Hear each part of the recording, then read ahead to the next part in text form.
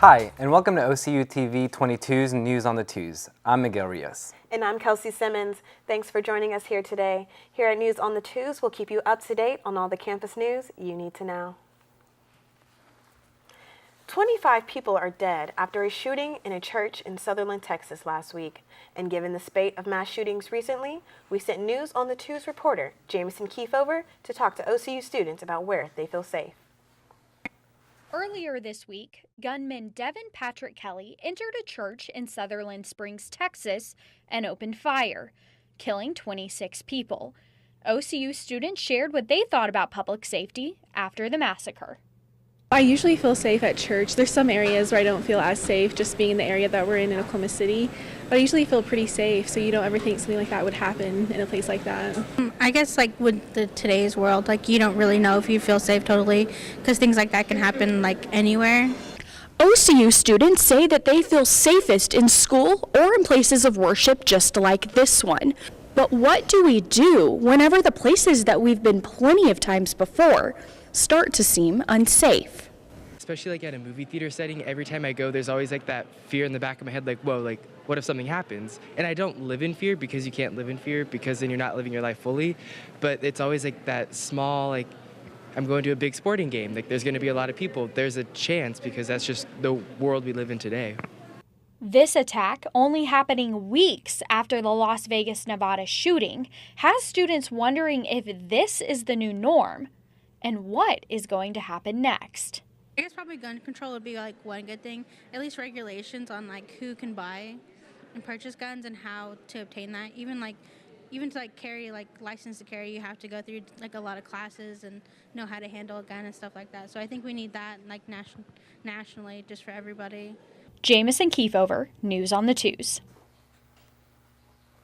And whether gun control legislation happens or not, OCU students have some questions about guns on their own campus, and exactly what is and what is not legal here at school. News on the Twos' Nicole Waltman reports. Many students are unaware of the gun rules and regulations on campus. I know on this campus, because we're a private university, we cannot have guns, so that makes me feel safe. But contrary to popular belief, students actually are allowed to have guns on campus, as long as they're in their vehicles, concealed, and being carried legally. The OCU handbook states, firearms are not permitted on campus. However, a firearm may be kept in a personal vehicle on any property specifically set aside for the use or parking of any vehicle, whether attended or unattended, provided the firearm is carried or stored as required by law, and the firearm is not removed from the vehicle. Violation of this policy is cause for suspension or expulsion from the university and may lead to submission to the district attorney's office for criminal prosecution. It's kind of weird to know any car that you approach could have a gun in it, but if they have proper licensing, I would hope that means they have proper education on how to use their guns, and that I would just hope they're responsible with it. The handbook encourages students to report any gun or weapon activity that goes against the policy. More information can be found at okcu.edu. Nicole Waltman, News on the Twos. OCU students will be shelling out more cash to pay for fees, meal plans, and housing prices next semester. News on the Twos' Lauren Berlingeri has the story. The University Board of Trustees met to finalize tuition and fees for the upcoming school year. President Henry announced the increases through email on October 27th. While tuition rates will stay the same, fees will go up $10 per credit hour, meal plans 6%, and some renovated rooms 10%. I think that is a mistake from the university. I do not think that they should be raising our credit hour classes that are already ridiculously expensive and very hard for a lot of students to afford as it is, even with financial aid being given. So I think that it'll negatively impact not only myself but other students here at the school for sure. So I have a half tuition scholarship and then I have other scholarships, but even with all those scholarships, I still pay around $10,000 a semester right now. And so that's going to increase a little bit, quite a bit. And it's going to be a lot harder for me and my family to come up with the money to in order for me to continue staying here and going here to get my degree. Some students don't understand why the prices are going up, but are hoping for the best. It's a little frustrating to see it going up.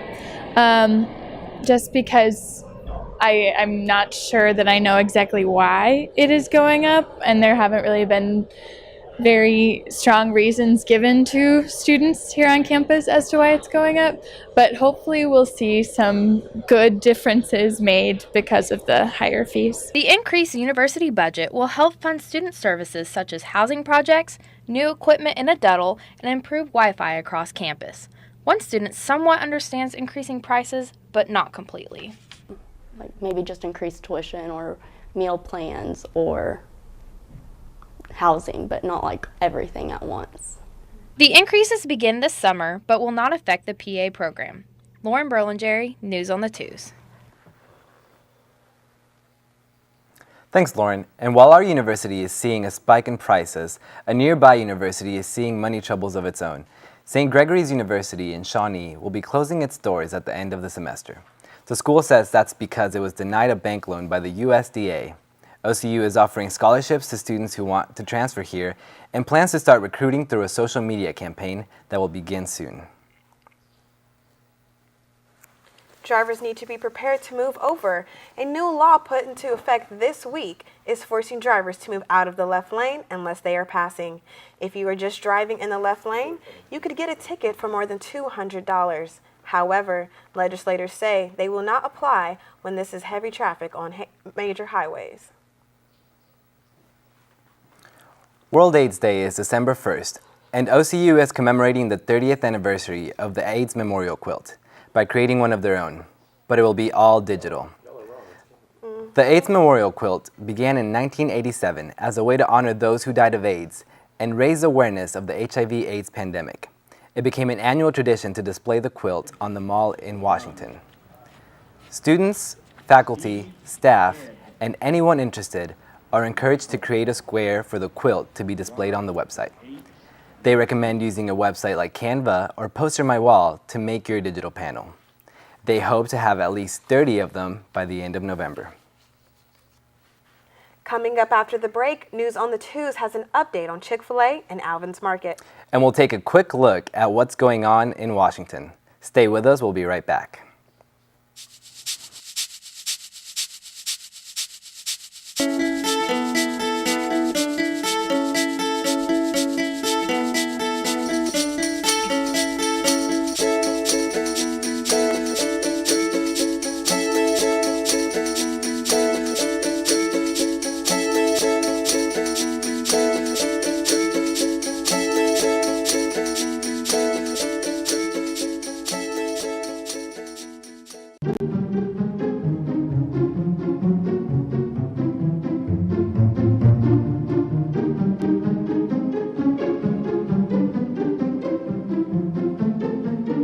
Oklahoma isn't your room.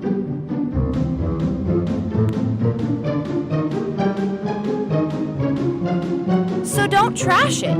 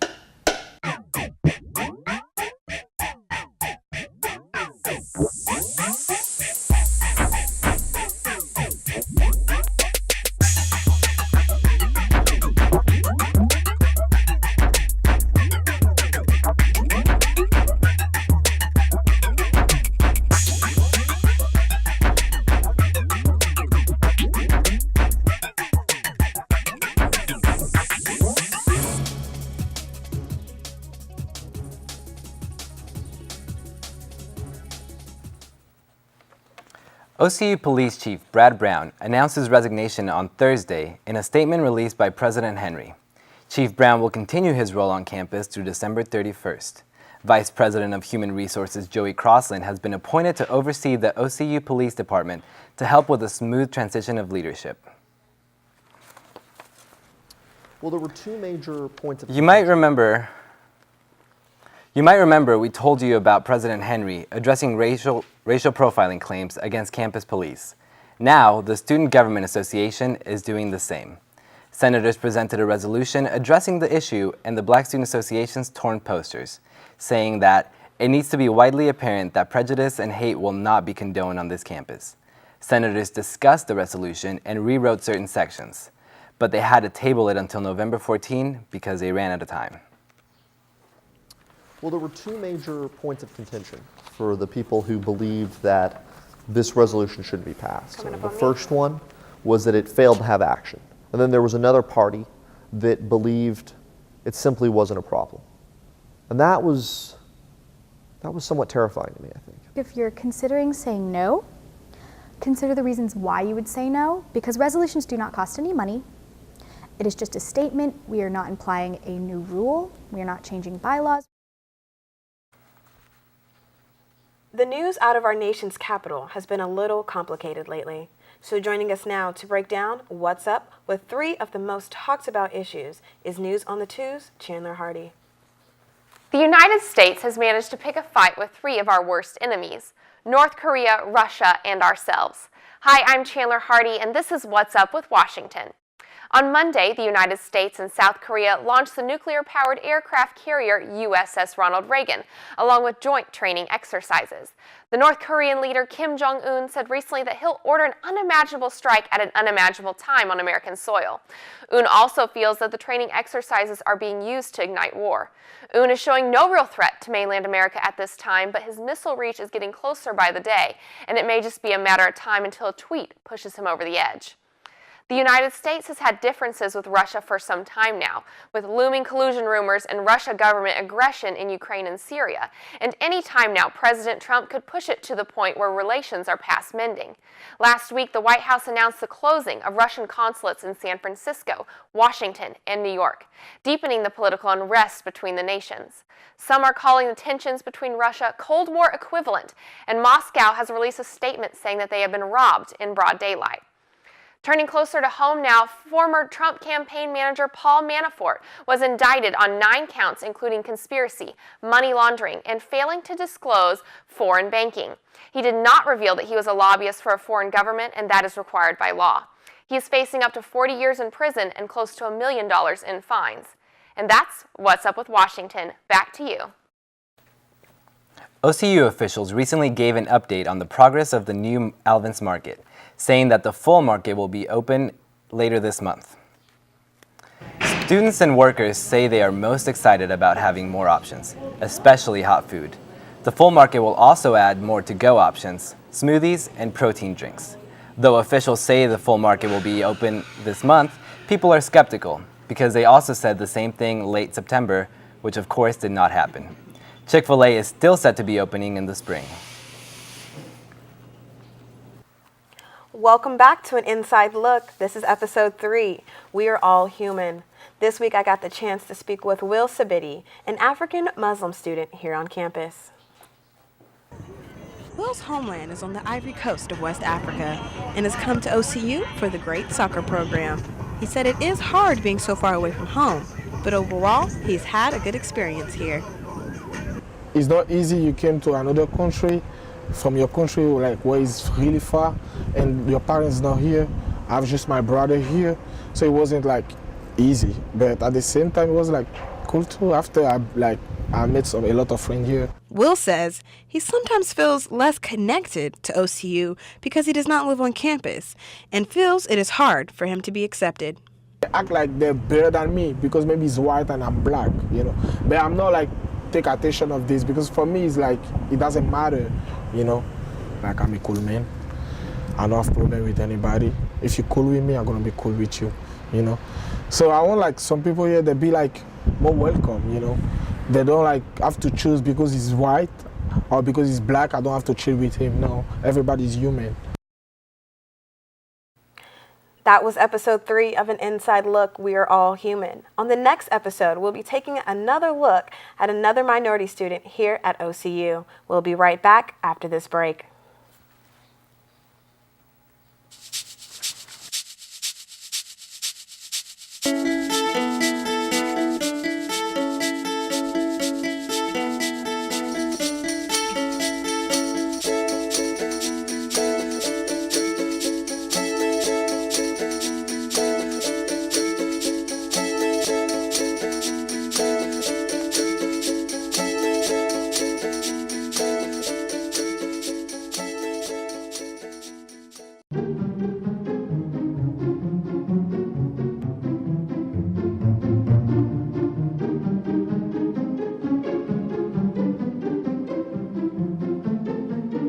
Oklahoma isn't your room.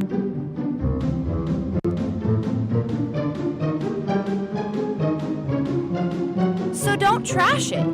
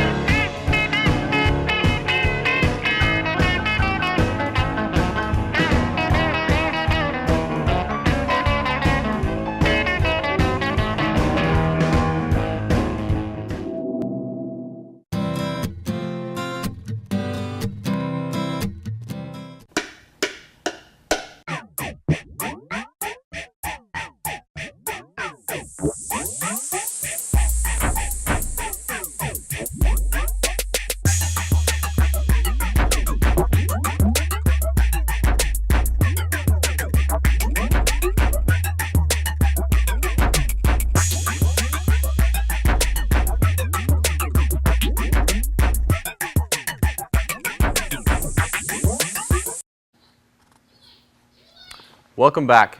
This week in sports, we will take an in-depth look at defending national champion and preseason ranked #1 OCU women's basketball team, a team that won 20 consecutive games on their way to the title. We sat down with Coach Bo Overton to talk about this year's team.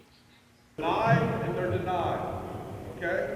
So I want you to keep your dribble, I want you to come off this on ball right here. Coach Overton likes his team this year because of their returners, such as Daniela Galindo, whom he thinks will be one of the best players in the nation. I think she's even better than she was last year. I think she's been a lot more aggressive here in the fall, getting to the basket more, getting fouled more. Galindo was a key contributor last year for the Stars, hitting the game winner in the semifinal game of the national tournament. Overton sees Galindo taking more of the offensive load this season. You know, I think Daniela's going to have a lot more of that on her shoulders this year. You know, where last year she was more of a spot-up shooter because of the success we had inside. This year, I think she'll be even more aggressive, which will put more points on the board for her. And the Stars look to repeat as champions, a task that will require them to rely on a lot of new faces. I think our newcomers are going to be important. Michaela Case, a transfer guard that's going to be an important piece because of the players we lost last year. One player the Stars look to replace is Daniela Wallen, 2016-17 NAIA Player of the Year, a key piece in the Stars' tournament push to the title. You look at Taylor LaCour, who kind of really has taken Daniela Wallen's spot on the floor. An inside scorer that's a great athlete, so we're looking for good things from her. Senior guard Daniela Galindo is excited to get on the court with all of the new players. We have some very good players that have came in, and we're working really well together. We're playing well together, so I think we have a really good shot this year. Can you talk about working well together? That's all for sports this week. Tune in next time to stay up to date with all OCU athletics. Back to you, Kelsey. The homecoming 2017 results are in. Take a look with us at the winners of each competition and how they included this year's theme of then, now, and forever.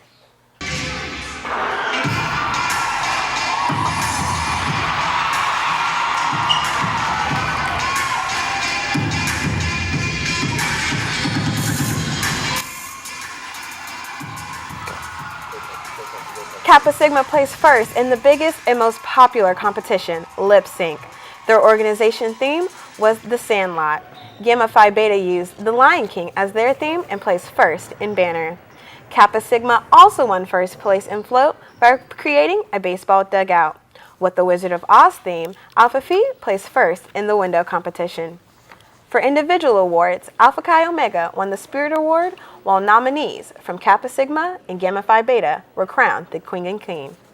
The overall winner of homecoming is Kappa Sigma.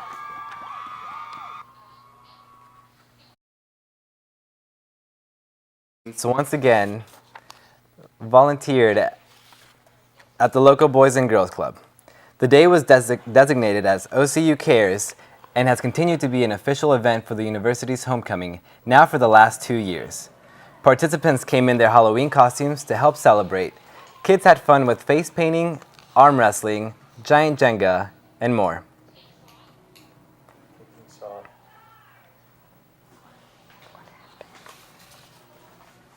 Is this the close after this? We'll have a lot of games here, inflatables, which are behind me, free food, everything. And we try to make this bigger and better every year for our kids in our community. This is our Monster Fest. It's our 17th annual Halloween carnival.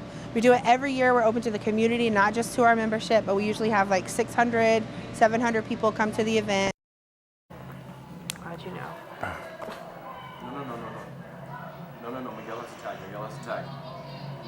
Miguel has a tag. Miguel has a tag. Go to 3. Okay. Yeah. Well, thanks so much for joining us again on News on the Twos. If you'd like to check out more work from our broadcasting students, check out our YouTube channel. And for more news, go to mediaocu.com. See you next time.